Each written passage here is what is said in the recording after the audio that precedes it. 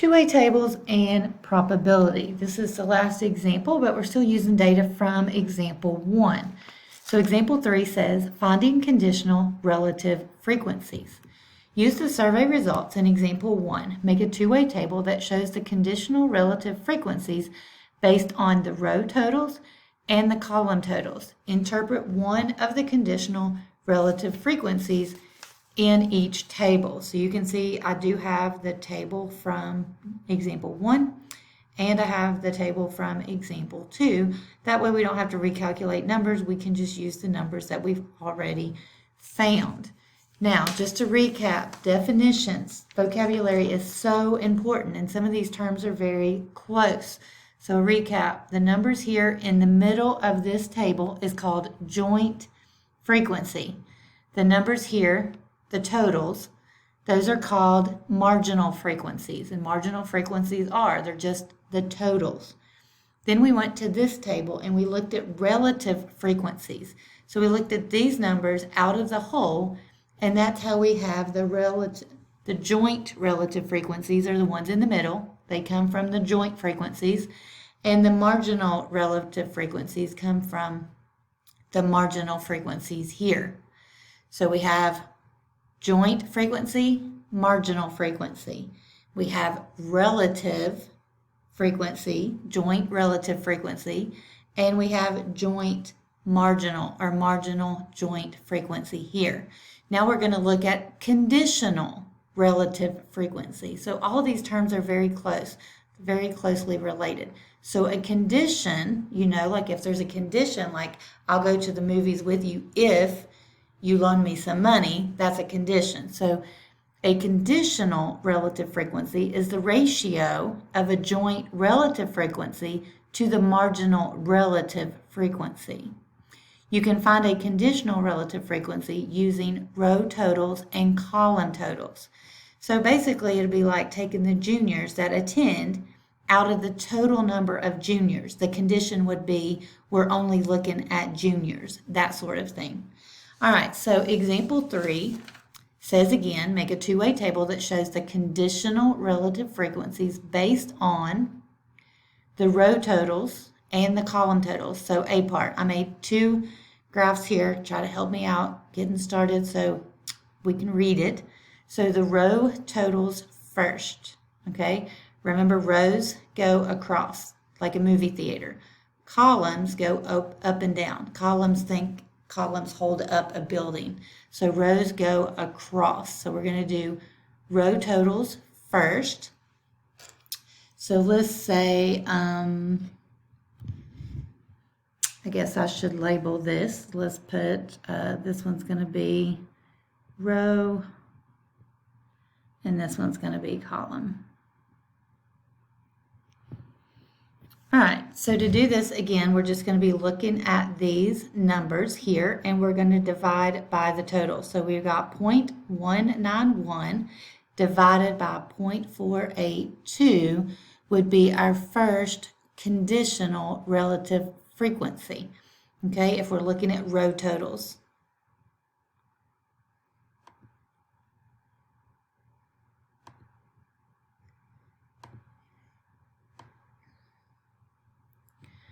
All right, so we're going to have 0.191 divided by the total number of juniors, which is 0.482.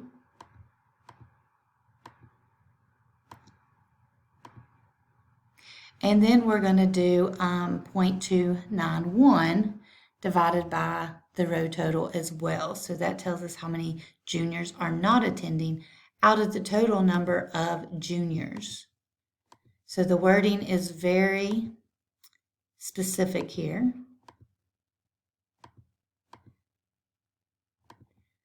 All right, so we can see these totals here. So I'm going to pause the video and type that in our table. All right, so you can see I've taken the totals here, 0.396 and 0.604. I rounded that up to 0.604, entered that in my table here. So that's all dealing with juniors. Now we need to do the same thing for seniors. So we're going to do 0.35.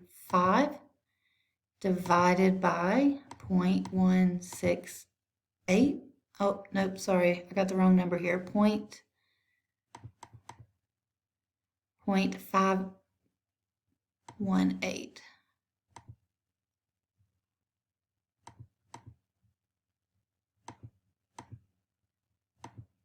All right, so 0.35 divided by the total. This is the condition that we're looking for seniors who are attending out a total number of seniors only. All right, so that's going to be about 67.6%. Now let's do 1.168 divided by 0.518. And that's the number that's going to go for not attending, seniors not attending out a total number of seniors. All right, so you can see I have put these numbers in the table as well. So we have completed this table now, and that is the row totals. So we've done the row totals. So again, this is juniors attending out a total number of juniors, and this is juniors not attending out a total number of juniors. This represents seniors attending out a total number of seniors, and this represents seniors not attending out a total number of seniors. So those are my row totals. Now we're going to do the same thing, but we're going to look at the columns instead. Okay? So we're going to look at juniors attending out a total number attending. So we're going to look at 0.191 divided by 0.541.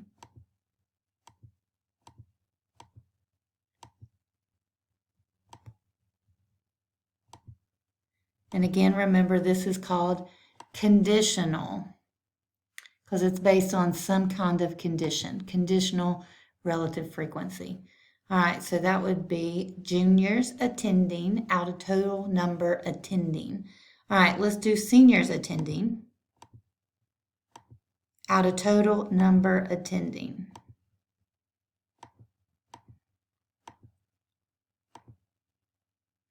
All right, so I'm going to pause the video and put those here in my table. Again, we're doing the columns this time. So right now I'm just looking at the ones that are attending. All right, now we've looked at all of the ones who are attending. Let's look at the ones who are not attending. So we're going to look at 0.291, 0.291. This is juniors not attending out of total number of students not attending. So 0.459. And then seniors not attending, so 0.168 divided by the total number of people not attending.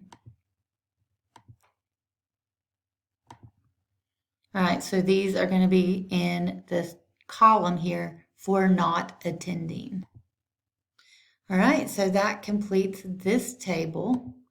And so this was my conditional relative frequency based on my rows.